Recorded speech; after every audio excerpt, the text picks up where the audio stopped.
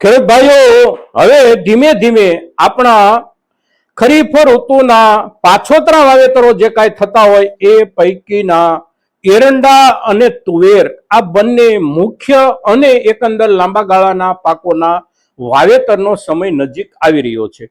જુલાઈ મહિનાના પહેલા પખવાડિયાના અંતિમ દિવસોમાં અત્યારે આપણે આ ચર્ચા કરી રહ્યા છીએ. જુલાઈ મહિનાના બીજા પખવાડિયાથી શરૂ થઈ અને છેક ઓગસ્ટ મહિનો પૂરો થાય ત્યાં સુધી આપણે એરંડા કે તુવેરનું વાવેતર કરી શકીએ છીએ અને સપ્ટેમ્બર મહિનાની શરૂઆત સુધી પણ આપણે જરૂર ઊભી થાય તો વાવેતર કરી શકીએ છીએ. પણ એને માટે પછી આપણે બિયારણોની પાકવાની જે મુદત મર્યાદા હોય એના આધારે વાવેતર કરવાનું રહેતું હોય છે.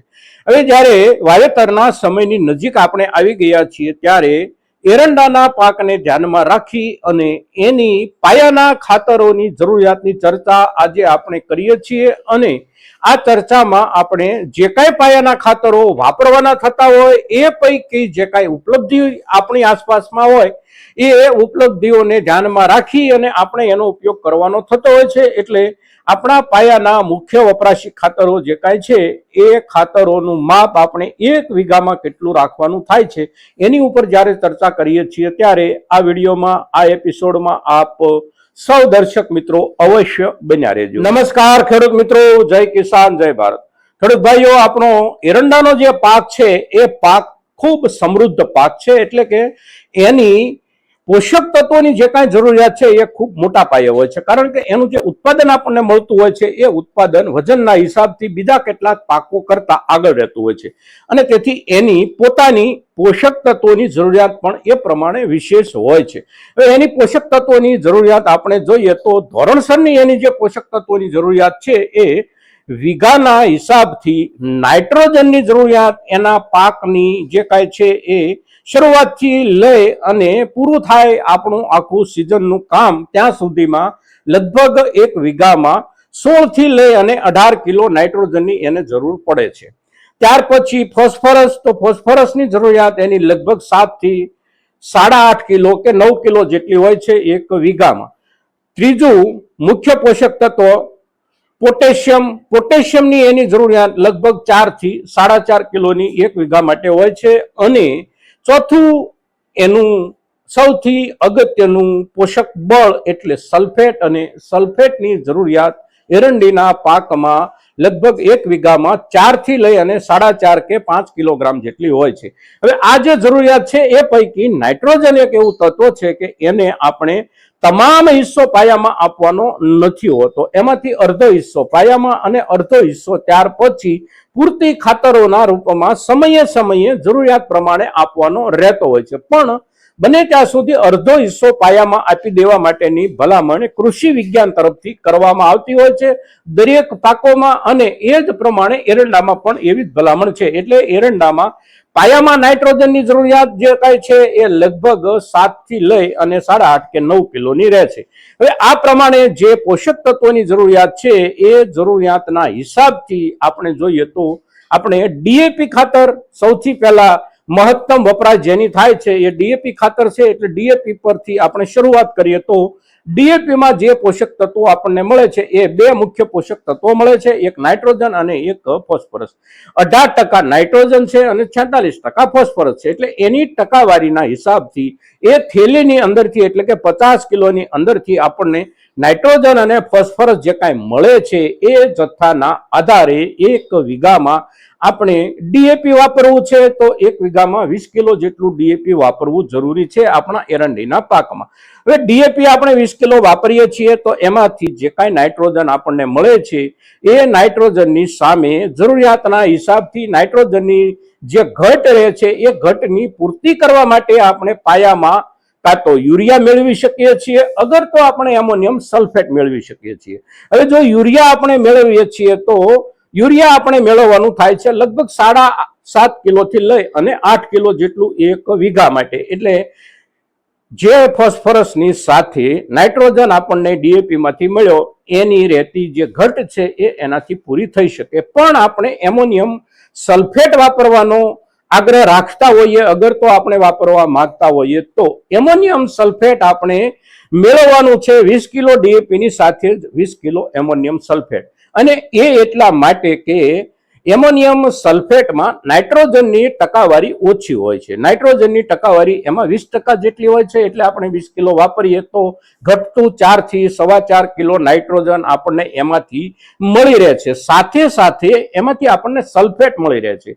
સલ્ફેટની ટકાવારી એમોનિયમ સલ્ફેટ એટલે કે મુરસિયા ખાતરમાં 24%, 23.5% જેટલી હોય છે. એટલે આપણી સંપૂર્ણ જરૂરિયાત જે પાયાની છે સલ્ફેટની, એ આખી જરૂરિયાત એમોનિયમ સલ્ફેટ જો આપણે સાથે જોડીએ છીએ તો આપણી સચવાઈ રહે છે. એટલે એમોનિયમ સલ્ફેટ આપણે વધારેમાં વધારે મેળવવાનો આગ્રહ રાખીએ. એ શક્ય ન હોય તો જ આપણે સાથે યુરિયા મેળવીએ. હવે એમોનિયમ સલ્ફેટ આપણે મેળવીએ છીએ ડીએપી ની સાથે, તો આપણને સલ્ફર પણ મળી જાય છે, નાઇટ્રોજન પણ મળી જાય છે, અને ફોસ્ફરસ પણ મળી જાય છે. બાકી રહે છે એક પોષક તત્વ પોટેશિયમ.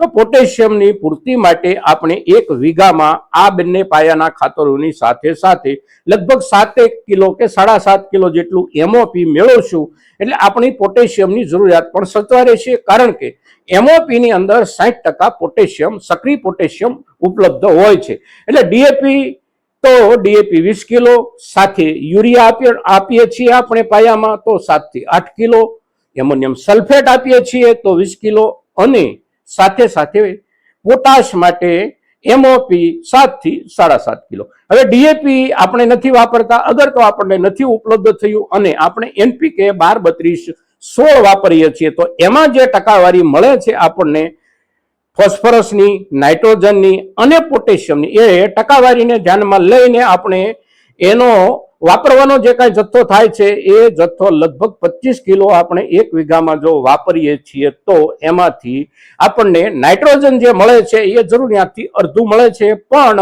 ફોસ્ફરસ આપણને પૂરતું મળી જાય છે, સાથે સાથે પોટેશિયમ પૂરતું મળી જાય છે. એટલે આપણે 12-32-16 એનપીકે વાપરીએ છીએ તો આપણે વિશેષ રૂપમાં પોટેશિયમ ઉમેરવાનું નથી થતું. પણ પોટેશિયમ ઉમેરવાનું નથી થતું તો નાઇટ્રોજન અને સલ્ફેટ તો અવશ્ય ઉમેરવાનું થાય છે. તો નાઇટ્રોજન અને સલ્ફેટ ઉમેરવા માટે આની સાથે પણ આપણે યુરિયા મેળવીએ, અગર તો એમોનિયમ સલ્ફેટ મેળવીએ.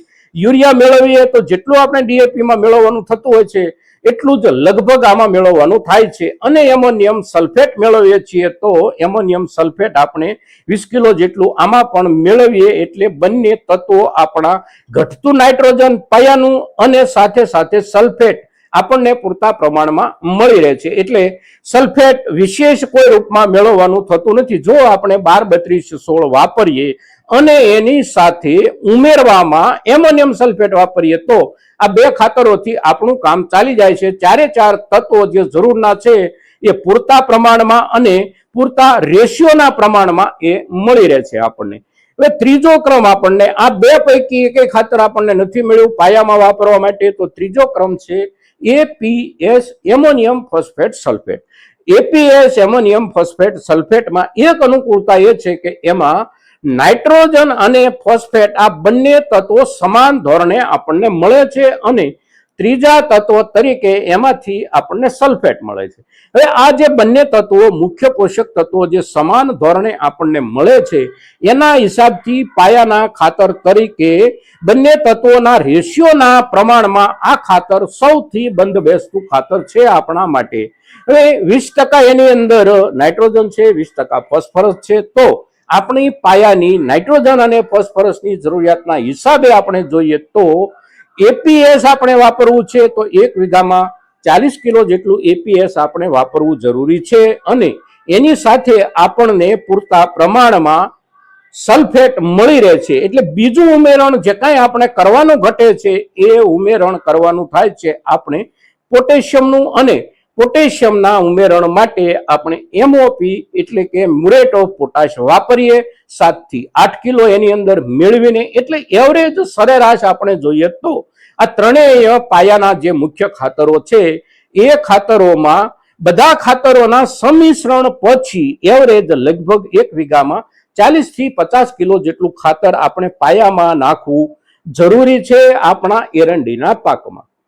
આપણી આ ચર્ચા મહત્તમ ખેડૂતો સુધી પહોંચે એ માટે આપ સૌના તરફથી પ્રયાસો થાય. ખૂબ જરૂરી છે અને આપ એ પ્રયાસો કરશો એવી આપની પાસેથી અપેક્ષા સાથે જય કિસાન, જય ભારત.